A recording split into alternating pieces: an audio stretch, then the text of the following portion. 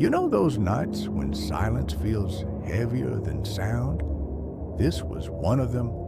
The small town of Black Hollow had been quiet for centuries, but locals whispered about a house at the edge of the forest. They called it the Wraith's Hollow.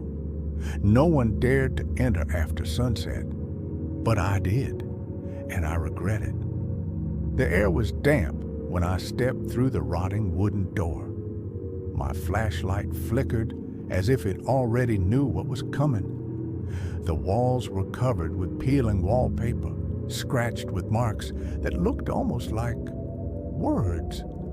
My breath echoed unnaturally as though something invisible was breathing along with me.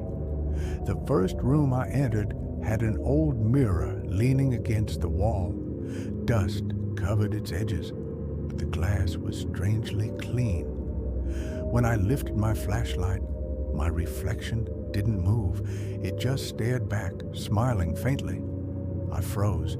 Then, without warning, the mirror cracked from the inside, but no sound came out. My reflection leaned forward, pressing its hand against the glass. I stumbled back, but the reflection stayed, watching me with lifeless eyes. A floorboard creaked upstairs. Against every instinct, I climbed the staircase. Each step groaned louder, like screams trapped beneath the wood. At the top, a hallway stretched out endlessly. Doors lined both sides, but only one was slightly open. A child's whisper echoed, "Come play." I pushed the door. Inside, a small bedroom waited. Toys were scattered, covered in dust. A music box sat on the dresser. It began to play on its own. Slow, distorted notes of a lullaby. My flashlight caught something in the corner, a doll, sitting upright, staring straight at me.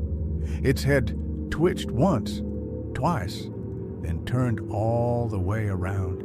Suddenly, the temperature dropped. My breath fogged in the air. The door slammed shut behind me. Shadows crawled across the walls, moving like liquid. The whisper returned, louder now. "You shouldn't be here." I tried the door. It wouldn't budge.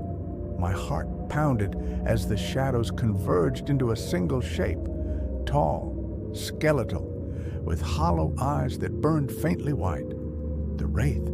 It floated above the floor, its arms stretching unnaturally long. Every instinct screamed at me to run, but my legs wouldn't move. The creature's mouth opened, but instead of sound, darkness poured out, thick and suffocating. The room was swallowed whole.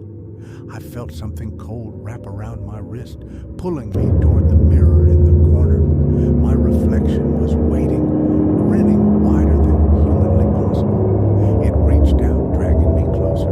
I screamed, but the sound never left my throat. My reflection grabbed me by the shoulders and yanked me through the glass.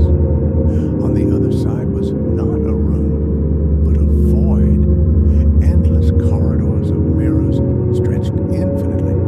In each reflection, I saw myself, only twisted, broken, decayed.